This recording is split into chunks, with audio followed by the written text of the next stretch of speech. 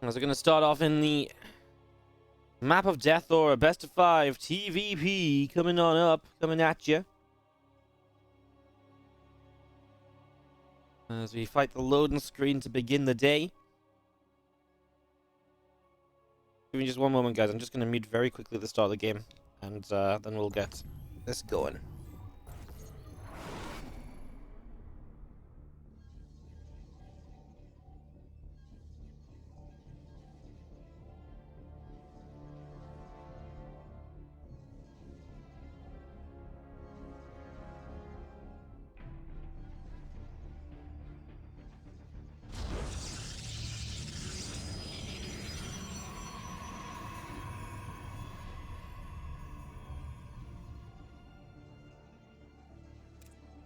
Alright, thank you so much for putting up with me for a moment.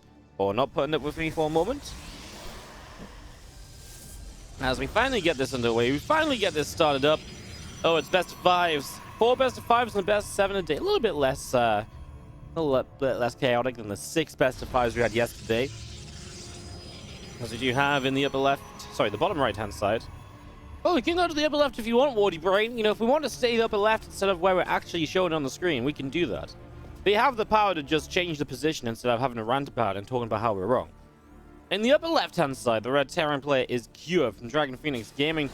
He opens up with a Rex and a gas and no proxy. And in the bottom right, our blue Prolus player is Team Liquid's MaNa. He told us we should go watch the PvP instead because this is not going to be a pretty series. And I took that, and basically I took that to mean that, goddammit, we're going to see Cure get slaughtered here. So, I'm ready to press my Fs for respect for Cure because apparently MaNa's just going to come in and absolutely murder him today. As you scout around with this probe on the upper side. You know, MaNa says this a lot though. He's always oh, this isn't going to be pretty, right? Like, oh, you know, I'm going to lose. I'm going to get murdered. And then he actually comes in and he puts up like a really good fight. So I feel like he only says that when he really like, he almost has nothing to lose, right? He's almost like, you know, removing the weight from his shoulders. And all of a sudden he's like, oh my god, nothing to lose. Now it's time to go Super MaNa!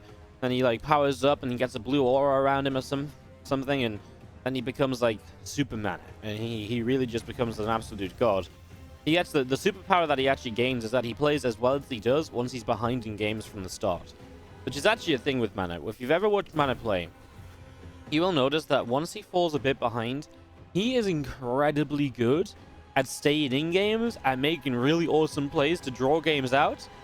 Sometimes, Fear Dragon pointed this out to me, so this is not just me coming up with this. This is something which Fear Dragon pointed out to me, and I was kind of like, okay, whatever, Ravi, like, that's a little bit silly. Like, let's not be stupid, like, whatever. And the more I watched it, the more I was like, you know what? You're actually kind of right. And every time I watch MaNa now, it's one of the things that's in the back of my mind. And when he gets behind, I'm like, oh my god, here we go. And more often than not, he genuinely does start to show up once he's behind in the game. And he really does just play like a whole new level of game. Like, it's really ridiculous. Like, it seems insane. But I swear down, it actually feels like a thing. It actually feels like a thing. So, yeah. Kind of wild. As 2 Adepts actually fight and kill 3 Marines. Now the Adept will shade over to the Natural.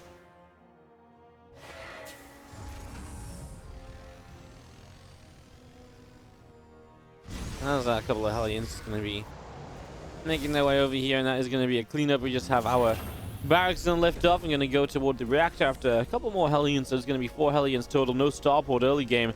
So just a nice quick second racks, and hence the stim pack upgrade. There was also obviously no initial Reaper. It was just a Marine into reactor. So something we're seeing really more and more of in TVP. It feels as though Bjorn really popularized this, you know? It's crazy how much Bjorn oftentimes has a shift on the meta, but Bjorn really started doing a lot of no Reaper openings. And all the Terrans almost sat back and said, why are you not opening with the Reaper? Why are you not picking up info? And then all of a sudden they're like, oh, you don't really need a Reaper, do you? And it's like, Bjorn's like, no, man, I don't know why you've been building a Reaper the last 2 years while I was gone. And everyone's like, oh, cool, no, we don't either. So now a bunch of people don't build a Reaper. Of course, it's an ever-developing meta of, are you going to scout anything with it anyway? You know, oftentimes with this Reaper wall-off, you know, that is a big question. Sometimes it's map dependent, sometimes it depends on what build you want to do, but what is very potent is the fact that now we've got builds that are actually designed around not opening Reaper. And hence, you know, that makes actually not opening Reaper that much better, because now you can actually really figure out what's going on early. Still, you can have a build that really covers you against whatever it is that's coming your way. So yeah, it's you know, it opens up like a whole new avenue of build orders and slightly different timings for Terrans, and just makes the early game even trickier for MaNa.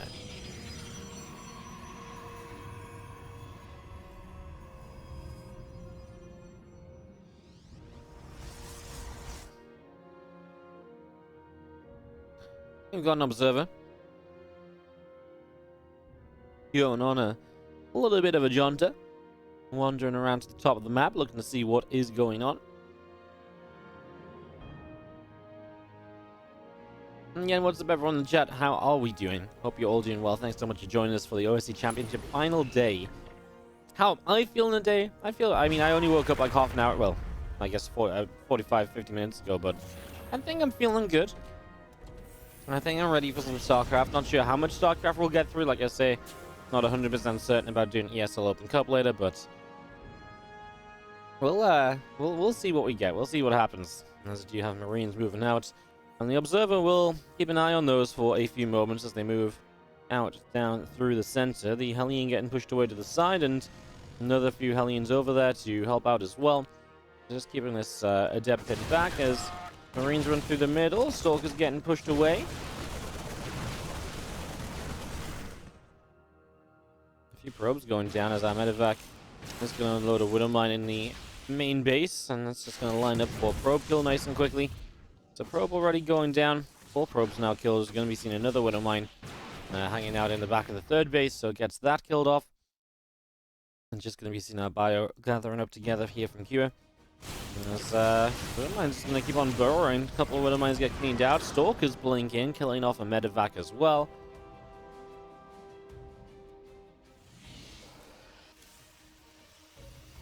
+1 attack on the engineering bay is going to be followed up by a +1 armor upgrade. So getting that ready to go, as we do see 2 medevacs of Kua.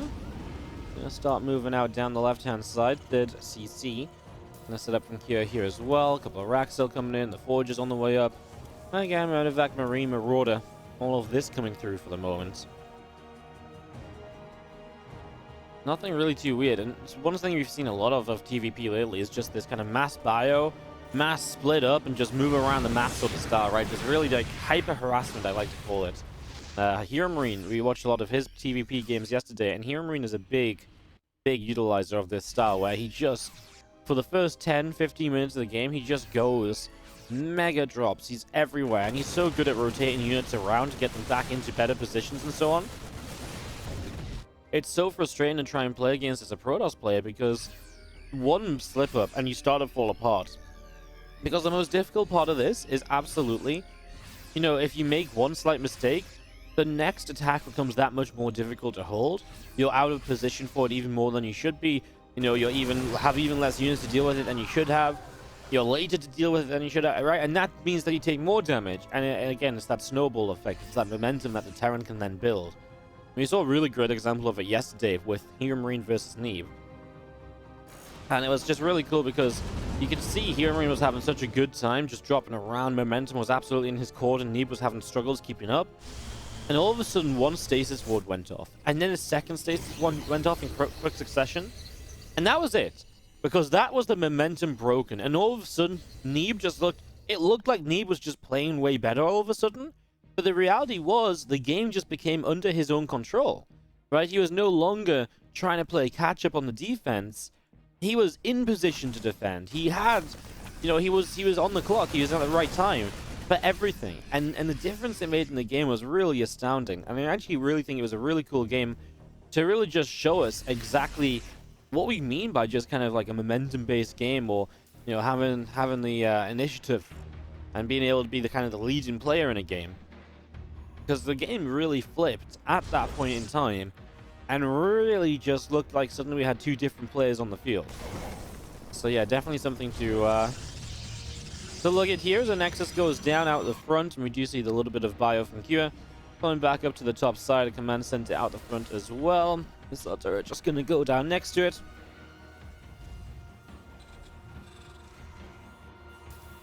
So a little bit of setup as our bio army makes its way also along the right-hand side. Marine's going to get rid of a hallucination. On the left, we have got the Prism getting pushed away by a Viking as well. 2T upgrades from both players. Disruptor on the way.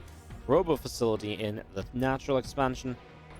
I'm just going to be seeing the army of MaNa still just gathering up together and ready to go. Wouldn't mind bio units getting ready to make their way further forward, it may seem. That's what we're perhaps expecting, at least, as we do see this command center is about to finish up in the front. And our bio army of Q are going to make its way down the left-hand side. There's a couple of Marines just going to stim in, going to grab that observer, so takes that down without too much issue at all.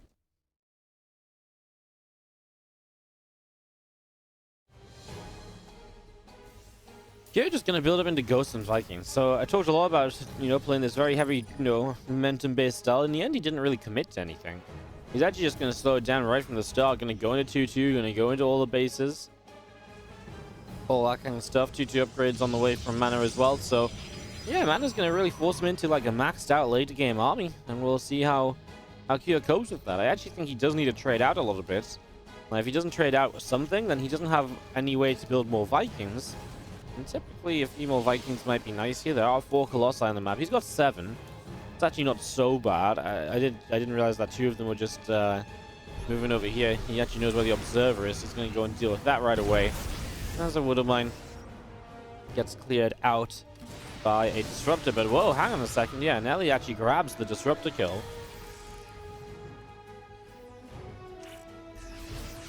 Nelly able to pick up on that right from the get-go. As now another observer gets caught.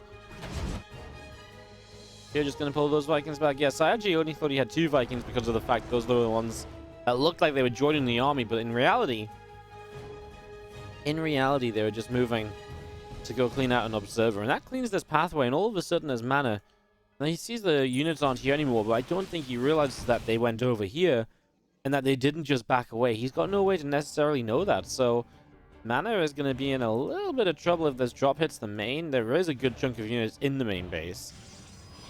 I mean, this is 7 medevacs, and they're all full. That's terrifying, right? Each of these medevacs is 2 supply. They hold about 8 supply or so. So what? It's about 60, 70 army supply. Half of Q's army is in medevacs on the right-hand side here at the moment. Like, half of his army is just sat here. Like, that's kind of terrifying, right? He's going to go and think about moving in, but then he can't. And then he's going to go up here. Then he can't. Loses 1 medevac already for free. Yeah, I mean, what do you do when half of your army is pinned into the corner of the map? Well, you make opportunities elsewhere. You have to go elsewhere, take a fight somewhere else, open up the chance to escape away with these medevacs.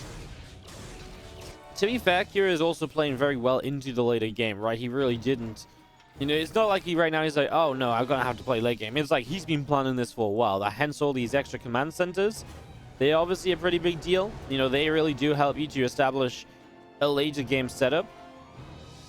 This bio army continuing back here from Kira, so he actually just pulls everything back for the moment. There's a few zealots show up, and they're actually going to catch a couple of fresh ghosts.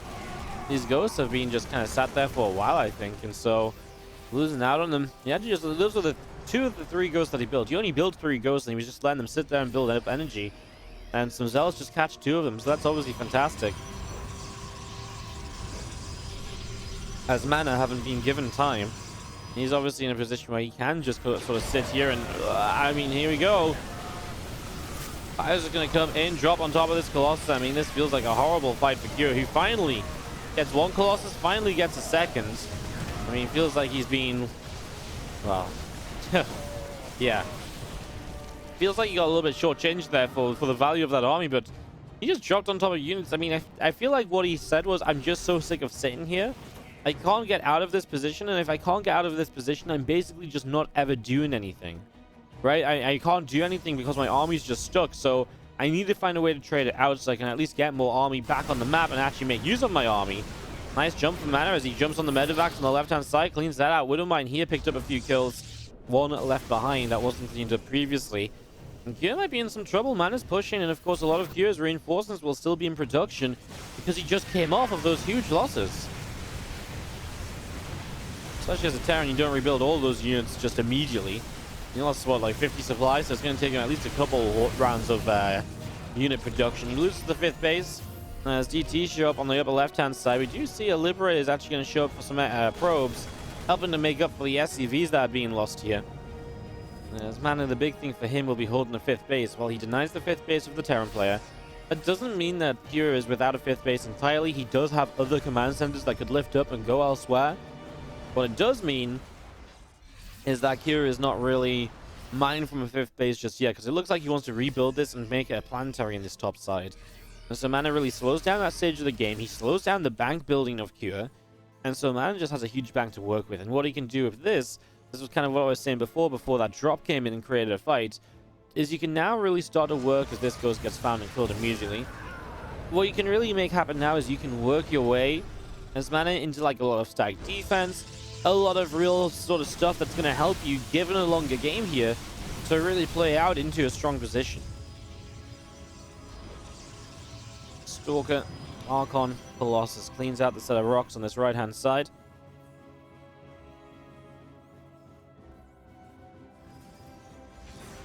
All the bio join up to the right. The Stalker's going to blink in. Multiple Liberators already starting to go down. Big EMP's going down.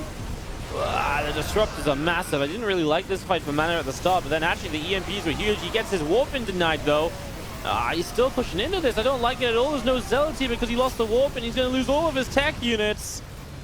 I hated that fight for MaNa. I felt like multiple times it looked bad for him, and I feel like there was maybe even a moment where he could have just disengaged, and he still went for it. There was still a Liberator left here at the end.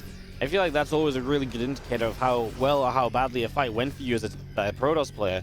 If there's a Liberator that's still siege when the fight ends, probably means you lost everything in a pretty brutal way, because you never got to a point of clearing out the Liberators, which are usually a high priority target. So if that's sat there throughout the entire fight, just dealing damage, 9 times out of 10, you're probably not having had a good fight, because there's just been so much damage output you're attacking into. And that is absolutely the case here. If we look at the army graph, look at the supply of MaNa plummet. He finally got a warp in, of course. I mean, some things that went really right there. The EMP secure were good. The Concave was good. The Vikings got rid of Colossi quickly, and you denied the Warp Prism warp in, right? So you denied reinforcements right from the start. That was a really important part of it as well. The only good thing that really happened in this for MaNa was probably the Disruptor shots. They were really good, connected on a lot of the ghosts initially, and it might have just been even worse for MaNa if those Disruptors hadn't gotten close or picked up anything substantial at all. DTs just get found as they blink back to the left side. Kyo kind of kites into them. I mean, now you kind of ended up surrounded. He loses a couple of ghosts towards the very end.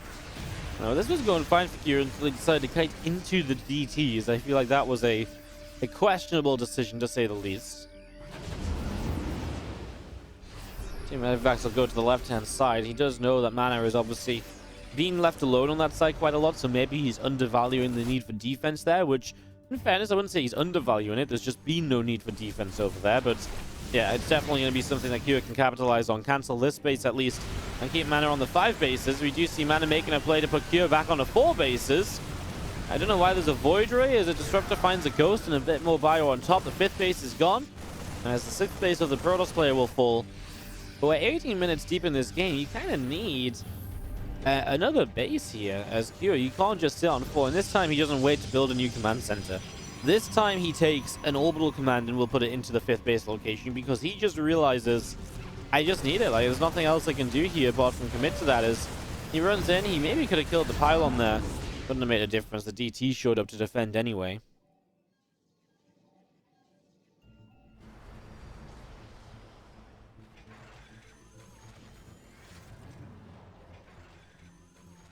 As Liberator siege out down the low ground, we're going to see a Disruptor shot will fire and connect on Marauders and a Ghost to begin with. Scan comes down, Observer gets picked off.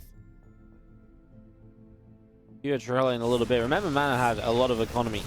You know, when he came out of that fight, he actually had something like a he had something like a 3k bank to work with, and obviously the last few moments have just been him rebuilding this bank and taking a couple fights which have been okay for him as well. A couple of cleanups which definitely helped. That Void Ray helps. Maybe that's why we saw Void Ray previously. Void Rays are on drop patrol or drop duty, and one of them just got brought up to the fight by mistake. It happens.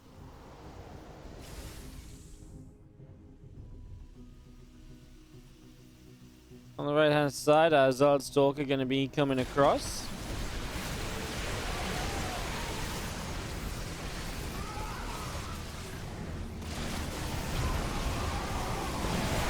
Zard's going to go charging forward. Disruptors kind of firing as well. DT's coming in from the left hand side. MaNa's army just disintegrated all over again. And MaNa just cannot make these fights work at all. Which maybe begs the question, does he need to be making these fights work instead of just holding his bases and building up into something like extra Stargates and carriers or so?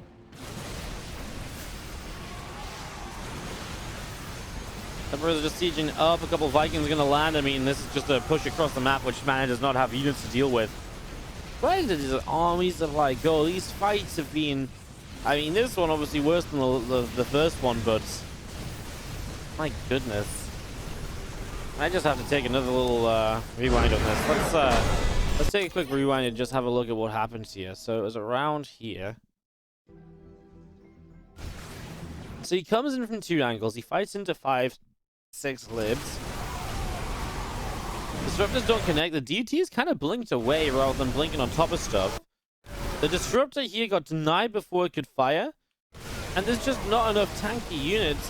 When the liberators are shredding everything, and his right side just disintegrated, so then he could deal with the left side. Oh, that was just a brutal fight. Just very... Second map. Kind of felt like he got a bit frustrated at the end here. But I really think that... I mean, this is easier to say than do, but... I think the reality is you just got to look at a position like he was in and say, right, well, I'm in a great spot. Q is playing pretty defensively, though. Now's just my time to build up extra Stargates, build up into carriers. And to truly build an army that can't really be killed. Obviously, he didn't do that. He really just went for it, and he went for the kill. And I feel like going for the kill, going for the throat, really backfired twice. You know, both times those fights were horrific. And again, obviously, hindsight is everything. But in what world do those fights work out for you, right? Maybe if the disruptor shots are really good initially, but there's just 6 liberators there fighting the entire time.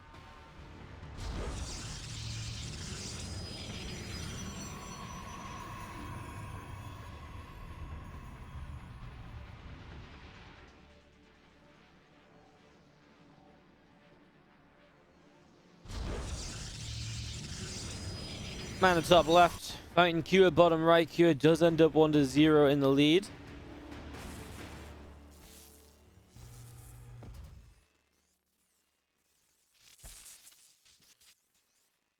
This is going to be seeing our probe moving away from the high ground. A couple of SCVs moving around, and this track's going to be finishing up in a moment or two. So finishing up our barracks, and both the SCVs going to pull in, and this probe going to take some shots already. Marine is on the way out, rallied out to the front. How's our cybernetics core building on the natural right now? So again, the cyber core ready to go. Just going to be building a nexus on the natural as well. So again, the nexus up and running. Another assimilator built in the main base as well.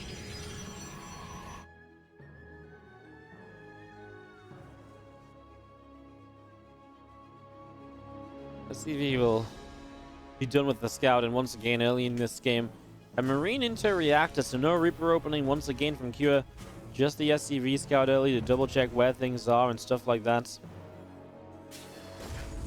we've seen our depots lowering, the reactor about to finish on the barracks, and the bunker will set up on this natural expansion too. So far, so good.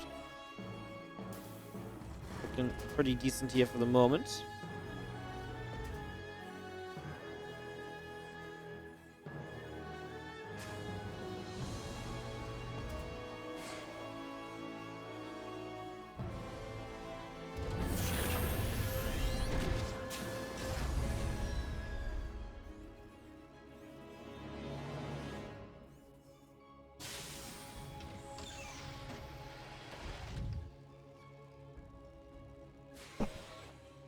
Head up, gonna shit forward, looking to see what's up.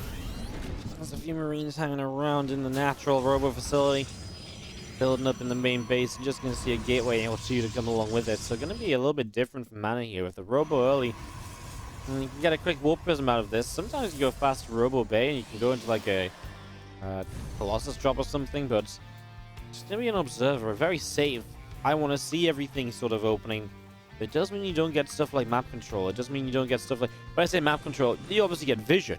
You don't get control of the map. You don't get blink stalkers moving around and watching out the front of the base. You don't get, oracles to pressure the terrain in the mineral lines. You just get... You get a prism. And the prism is one way to kind of create a bit of map control with this. So there is something, I guess, here. Eventually, as we do see the couple of Reapers going to move up. So he actually did make 2 Reapers after the reactor this time around, but one gets shot down almost immediately.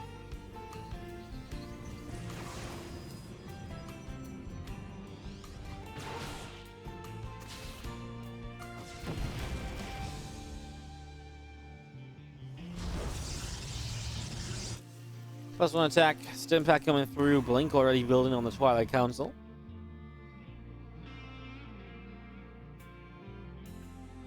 That's just going to be seeing our prism continuing down the bottom right side. Here comes the starport stim, +1, couple turrets. All getting set to go as MaNa will warp in some extra stalkers here, so he's going to really commit to this. Pressure for a little bit with blink behind it. Now Kyo opens fast second rack, so he's got a pretty good amount of bio to begin with. This is all off a fairly quick 3cc. As 3 adepts are going to shade to the natural, and the idea there is that they can one-shot workers, so 3 adepts are a pretty scary force to face, and that's why Kyo immediately pulls the SCVs away, recognizing that's going to be dangerous to fight. And yeah, now he didn't actually... these adepts maybe could have already been shading, but unfortunately not. So the adepts will go down, but 4 SCVs killed, so they've already been a pretty good success story. Will these stalkers be able to do anything else? He's going to add on a 4th gateway, so this turns into 4 gate blink. Now, I'll take back what I said about map control. This variation of the Robo build does give you map control.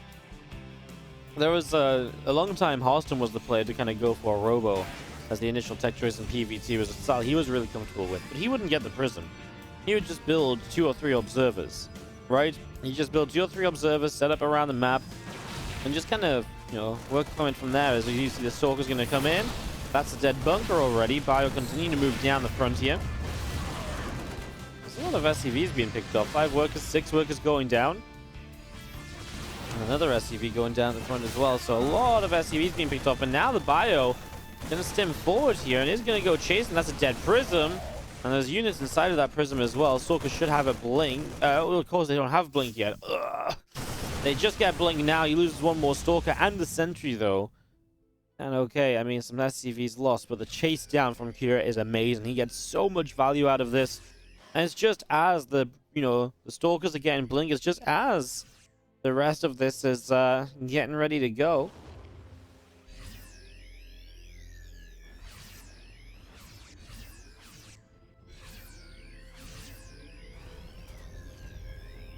All by around the right-hand side, gonna go hang out on the natural. Another Marauder coming over here from Cure. Do you see the few stalkers just up on the top side of that observer?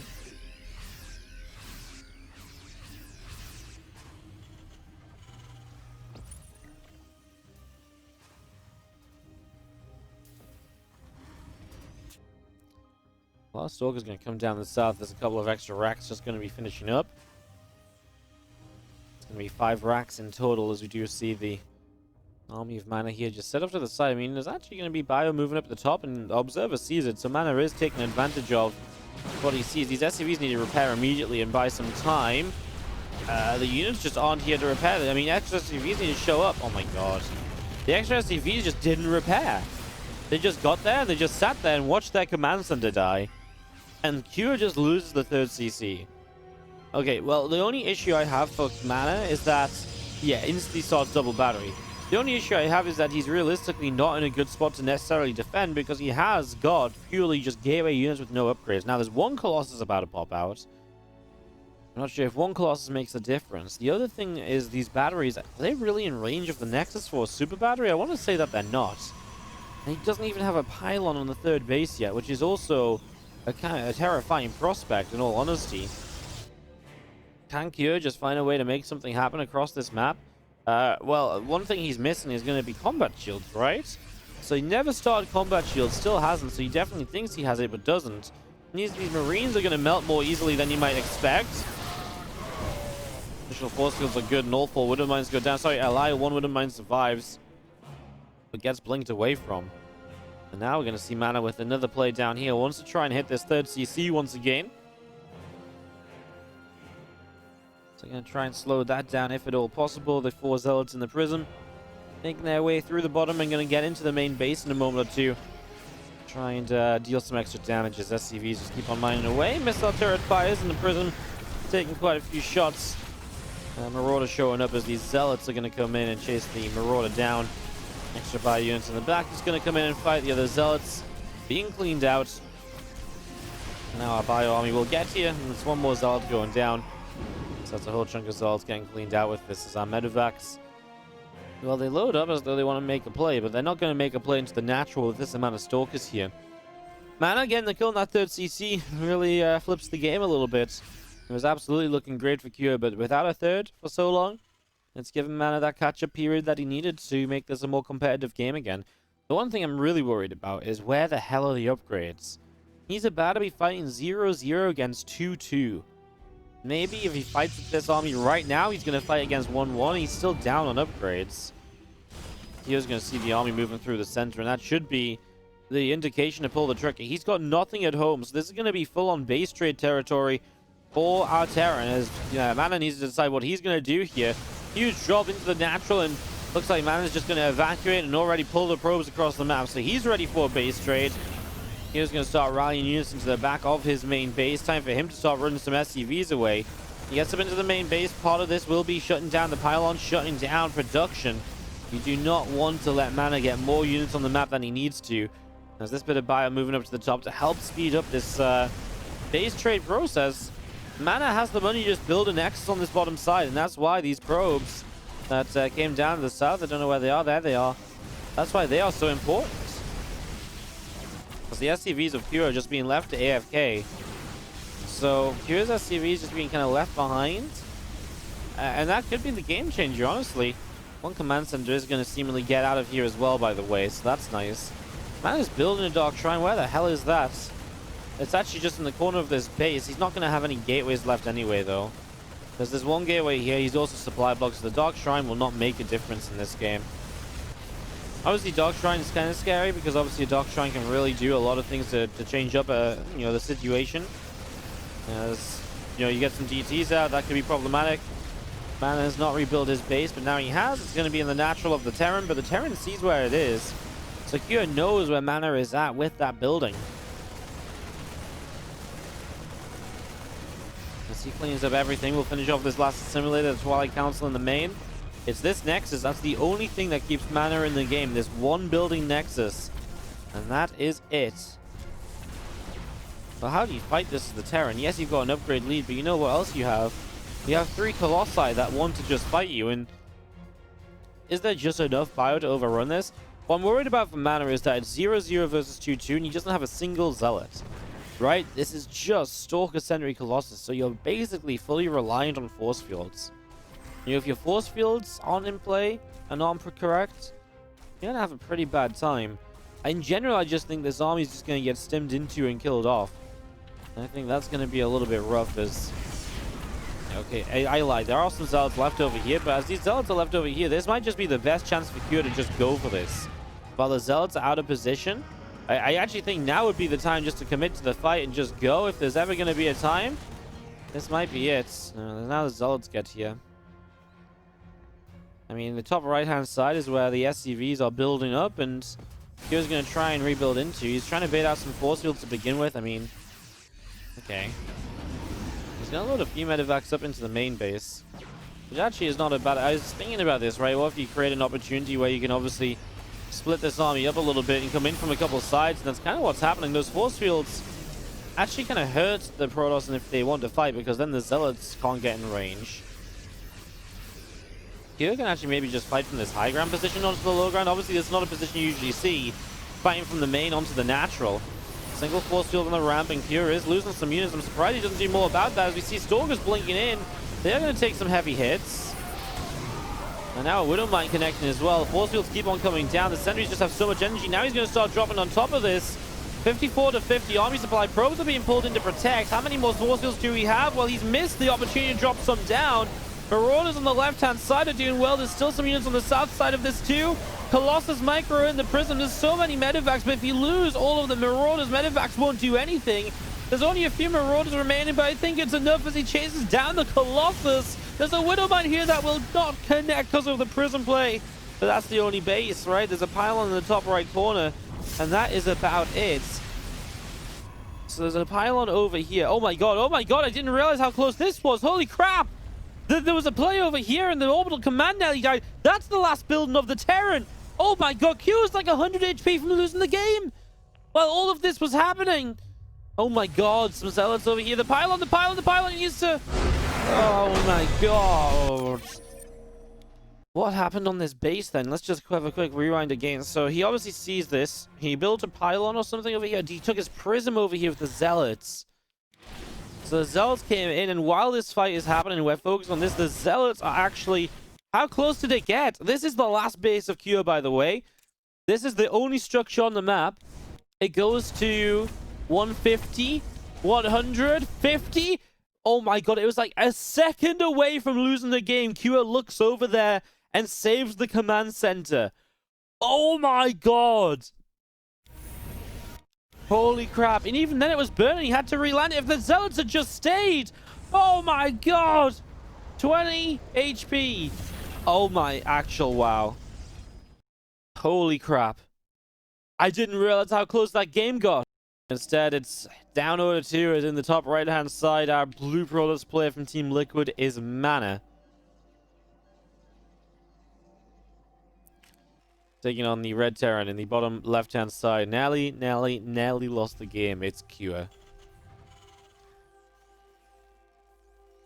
2-0 lead for him. What a ridiculous base trade for game number 3. For game number 2, sorry. To lead us into game number 3.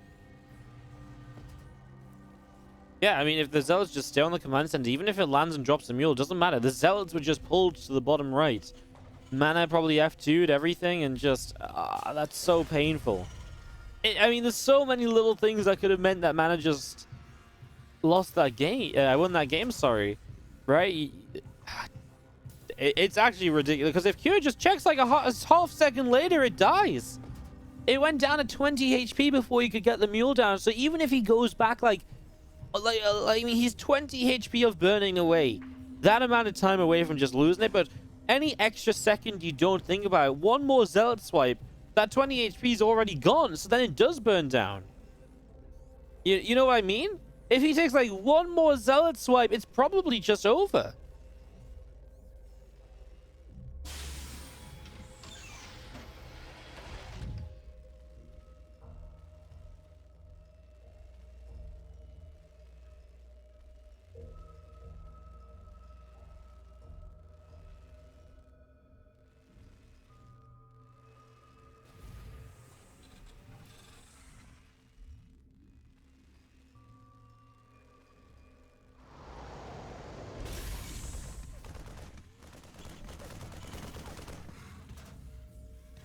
Just need a process to still a moment to still process what happened in that game. As we head into game 3, probe heading to the upper right side.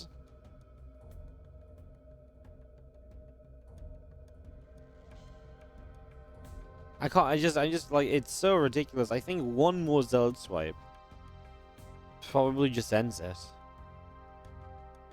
Because if the Zealots stick around for one more Zealot swipe, they're probably close to the CC as well. Honestly, it's just ridiculous.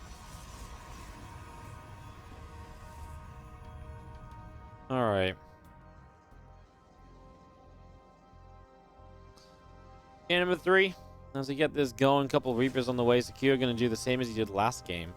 Which is reactor into the Reapers, essentially. You can do this because you go second racks instead of the factory. So, usually one of the ideas of going for the reactor is that then the factory comes up 50 energy, 50 gas sooner. In this case, you are going to take a... you take a second rack, so you can just put your gas that would build a factory into 2 Reapers.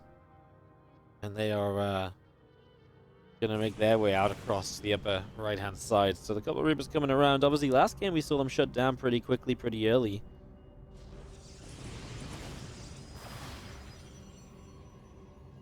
As the Reapers hop up, having a look to see what's going on. Come in, there's going to get a couple probe kills there right away. Third probe kill already.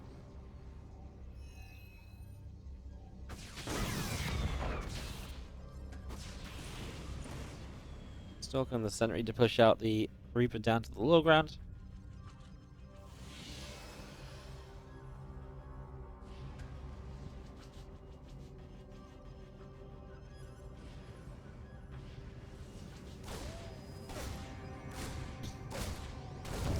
Another probe kill. It's pretty brutal. 4 probes. I know you lost 1 Reaper already, but 4 probes is still just 4 workers that usually you don't really lose at the start of these games.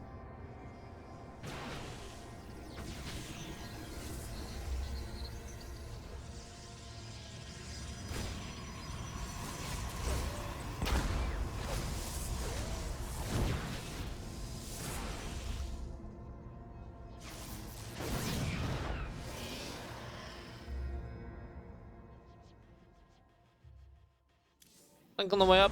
There's going to be seeing Robo and the Forge coming in. Prism is on the way out of the Robo. Stalker of MaNa just going to warp in as well.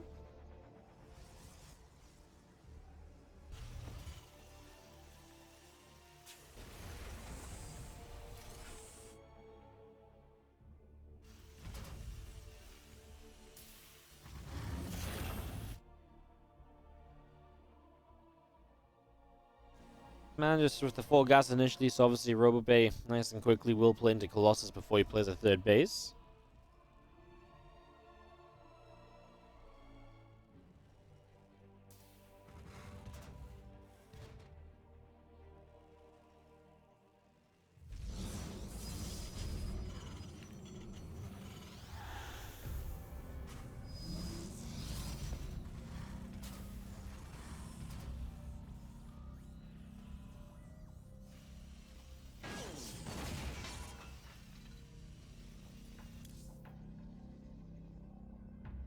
Plus 1 attack coming on the Forge. This upgrades are going to be looking pretty good for MaNa as well. You're on the way to plus 1 attack, and Combat Shield obviously again was on a very fast stim. Just going to get a couple Medivacs out in a moment. I mean, MaNa's just going to wait here with a couple of Zealots. He's looking for a counterattack straight in maybe as Cure moves out. Observer is coming in, but he's not actually going to spot anything with this Observer, in the main base at least. He's going to be able to get a bit of vision, but he doesn't realize the army's gone until like now, so now he knows the Prism should be moving through. There is not a lot on this side of the map for MaNa. He's going to have to be very, very good with these force fields.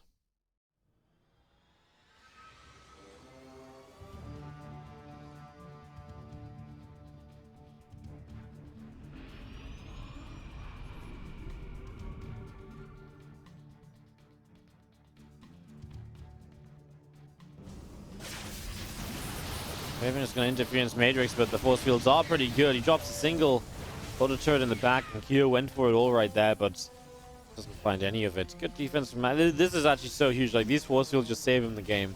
It's actually like, it's almost crazy to think about, but yeah, that little moment was potentially can go so wrong. Now he actually loses the Raven as well, which just blew through the army and dropped an auto turret down. Yep, good force fields, and Kyo now just back away and look for another opportunity further down the line, because he's not getting anything done right now on this side of the map.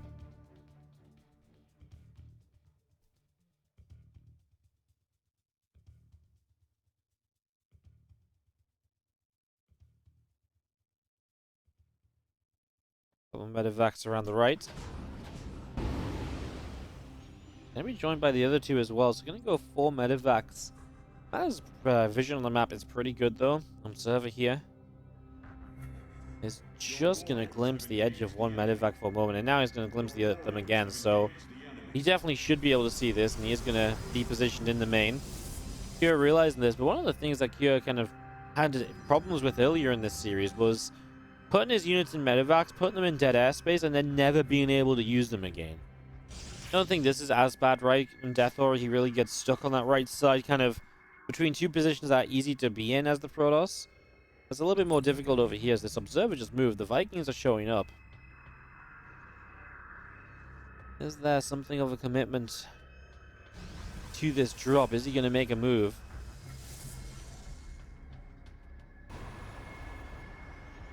Scans to kill the Observer. Obviously now as MaNa, you need to get something else out here because you need to know, is this medevac force going to commit? Is it going to stay there? Is it going to back away? Are you wasting your units by them being in the main base still? Actually, it's going to stem forward on the fourth base. Likely just get straight up cancelled here. Can't quite hold that as Kyo already going into a Ghost Academy, looking toward the future himself. It's like Ghost Academy coming up, an armory on the way in the back left as well. So all of that setup behind the mineral line. This bit of bio will hang around in the top left-hand side. A Zealot gets picked off already, so gets that cleaned up nice and quickly as well. Looking good over there.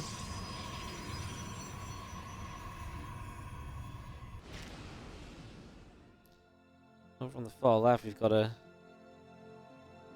good chunk of bio joined up and waiting to make some moves. We've got a couple of medevacs that are going to start flying out again. So still just everything that leaves this base is just via medevac. It's just a mass medevac setup apparently. Apparently that's just how this goes for the moment. As you see the couple of disruptors on the way out. So these are going to be building. We do have our bio. Going to get up this ramp here. Couple of cannons and a battery already being cleaned out as well. I mean, this is finally Kyo finding a moment to pull the trigger where he's obviously been for a while looking for an opportunity where he just has enough to commit on in. One last Widowmine shot did not go off. Would have been targeted in the sentries. Would have been a nice one to have committing or hitting even.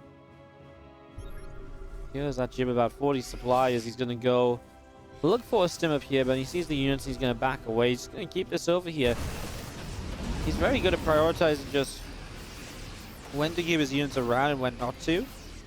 Right, by not committing in here and trading out, he now keeps this threat. And I think that's actually better because now he's going to have a multi-pronged threat with the reinforcements that have all just flown up to the top left.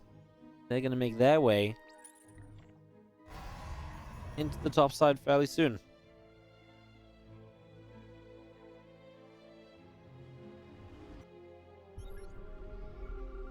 Poised to make the play toward the main or the fourth base. The thing is, there's just so many different splits of units right now for MaNa. But he's dealing with it well. 3 different splits. 1 main, 1 fourth, 1 third. Plus the disruptor shots out there, and it is a good start.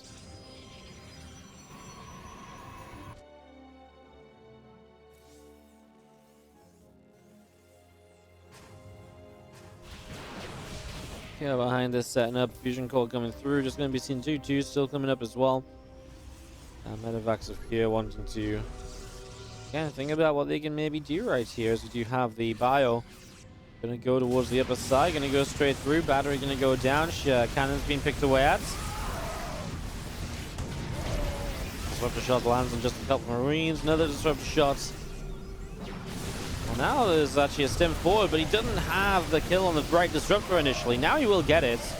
But now you've lost a lot of bio to the Zealots that just sat there swiping as you're targeting down disruptors. So, not really the craziest situation. Nothing to really take advantage of there as Curious. I really feel like this army's not that big, right? Like, this army feels kind of small. 2 Colossi are powerful, don't get me wrong, but that can fall apart very quickly, I think, if you're not careful.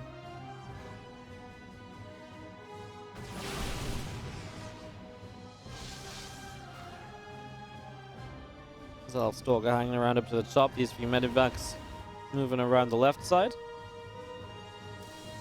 Advanced ballistics on the way at the fusion core as well. Just going to see our bio. Still moving around up to the top of MaNa here. Just going to set up over on the right hand side. The rest of this army from MaNa coming out over to the left.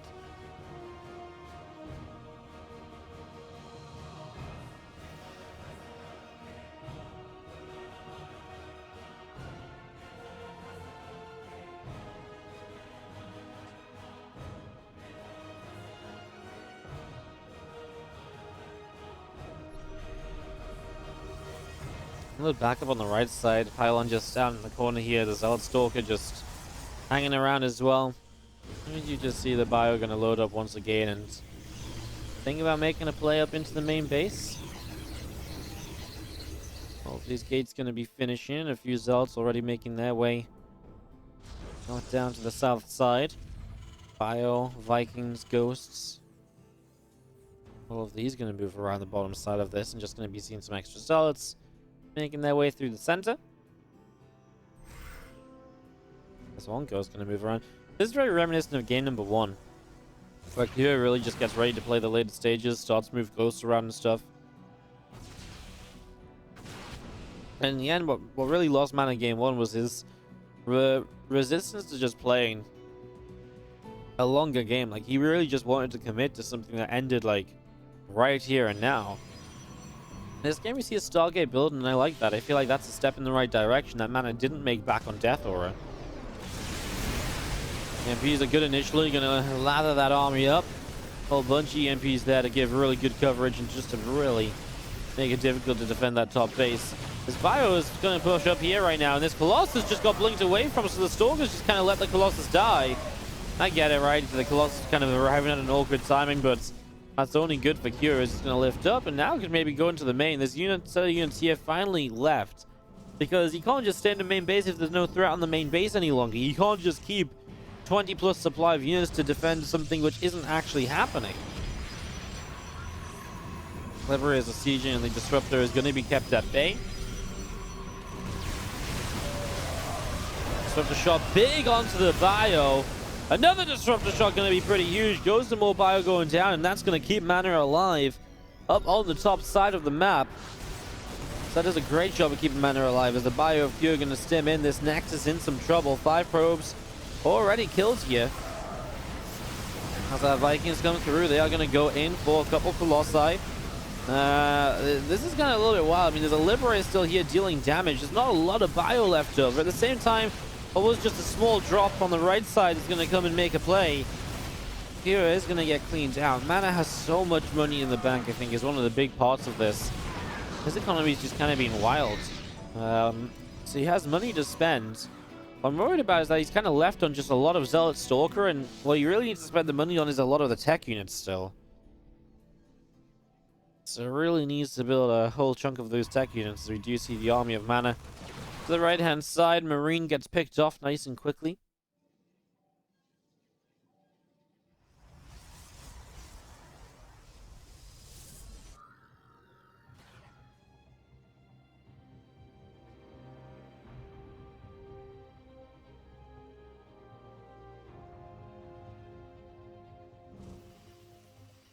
Let's see if he's minding away in the bottom right. We are going to line up the nuke on the top side of this Ghost. Snuck by these couple of cannons. I mean, they shouldn't ever get a chance to finish. This DT warps in. DT didn't move, though. MaNa 100% responded to this, but then didn't properly finish responding to it. Disruptor gets caught right away, as we're going to start taking a pretty awkward fight here. Might need to find a way to lift up and get out of there. The Disruptor shots are big. And Kia might have needed to just lift up and get out of there sooner. The goes for the 20 kill nuke is huge. Obviously cleans out an entire mineral line, a much needed mineral line to be cleaned out.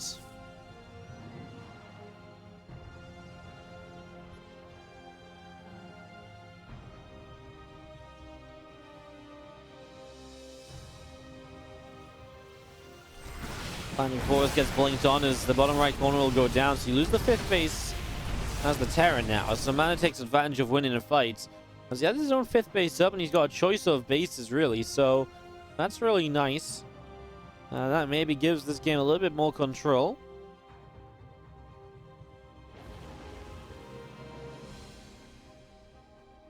A couple of Medevacs still moving up the left-hand side. Just going to be seeing again a Ghost lining up a nuke on the front lines. It's going to go down battery, and the cannon's going to get annihilated. And the Bio on the upper left-hand side is going to pick away at the Nexus. So Nexus taking some shots, going to go down in a moment or so. Nexus falls, now just going to hide the Bio behind this mineral line, although the Stalker's blinking in. Medevacs get cleaned out. That will be that. That's the Bio setting up down over here. This Manson is going to land as well. A couple turrets and a sensor tower going to start to build up in a moment or so.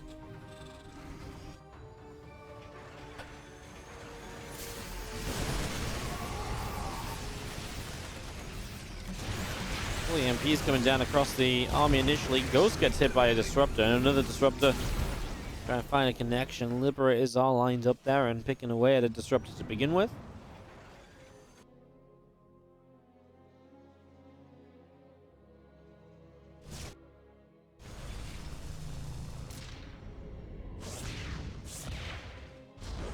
Cannon firing a few shots. Liberator taking some damage. Just going to be seen. MaNa is going to some good damage out onto these rocks here. So rocks are going to get cleaned out. Getting a couple extra disruptors coming up. The Vikings are still underway. Kira just doesn't have the supply really. Again, we saw MaNa just having all that money we talked about before. And the problem is, that was okay for Kira initially because he was trading well, but then because MaNa was able to take some better fights, what's happened is that Kira has kind of just lost the ability to kind of win out. I mean, the one thing I will say is that I still feel like MaNa's army is kind of like all these stalkers can die very quickly, right? I feel like MaNa's army is still flimsy, I suppose.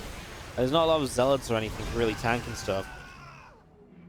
But he is being a lot more patient than he was on Death Aura, where he really did make the mistake of just diving into fights too soon, trying to make positions happen when they really just weren't going to happen.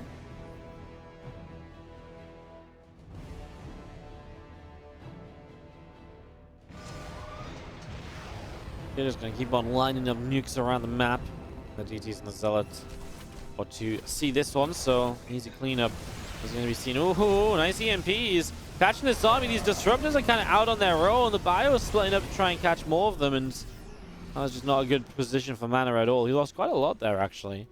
I feel like he maybe could have kept these units around and try and make a play on more of the disruptors.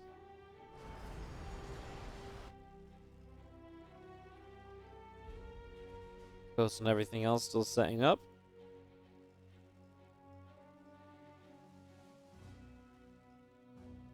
Moving around up the left-hand side. Here comes MaNa's army to take position as well. The Liberator going to go to the top left corner. Going to siege up on these probes in a few moments as DTs come by, and they're going to swipe down a missile turret to begin with. The Liberator gets shot down out of the skies as well.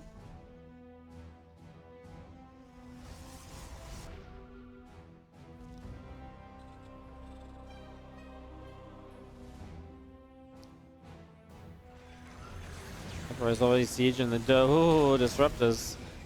Kind of firing through. Obviously, Kira really just re-establishing bases. But MaNa is doing the exact same thing. And MaNa's bank is once again just building up. 3.4k minerals banked up. Quite a little bit of gas, not quite so much.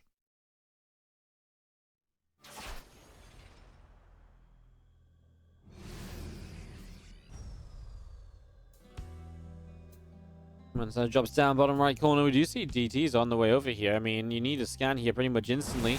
DTs is going to blink in. EMPs will go down.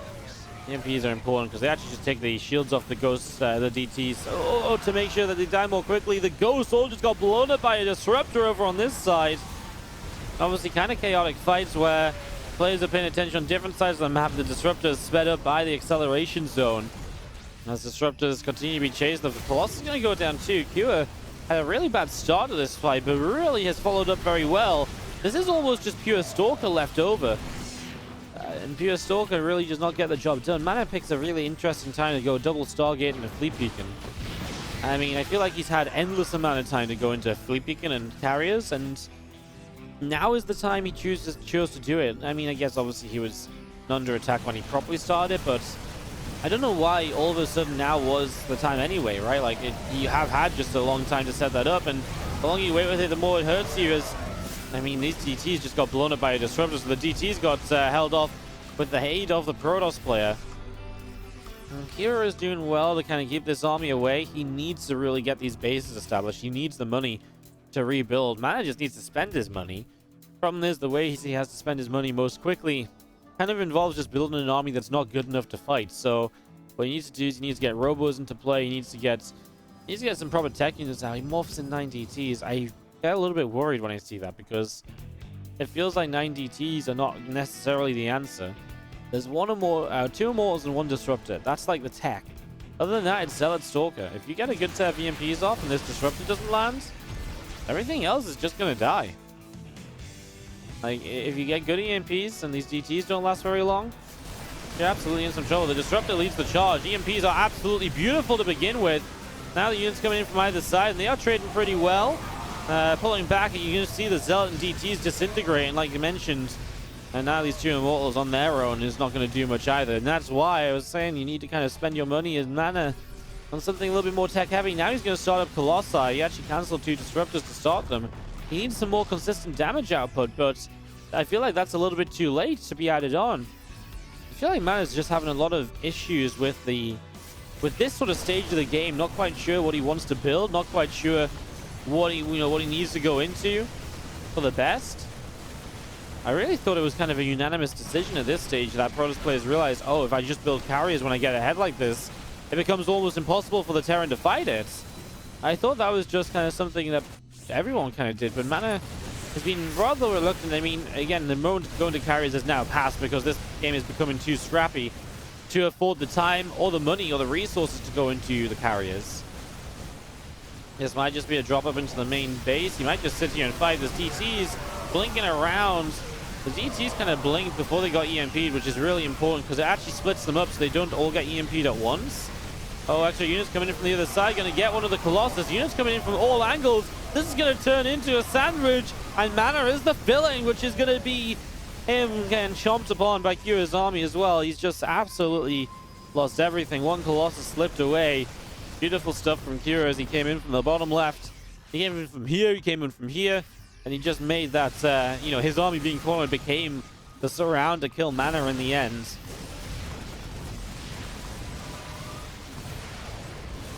I'm going to see a nuke which lines up.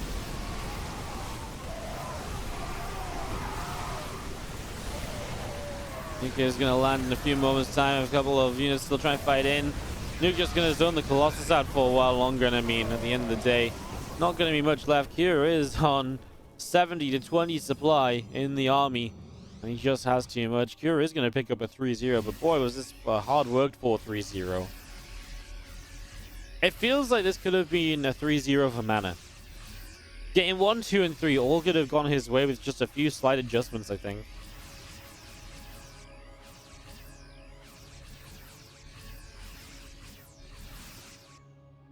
GG, well played. MaNa taps out. Here just won some fights in the end there to make this work. GG's, and that's going to do it.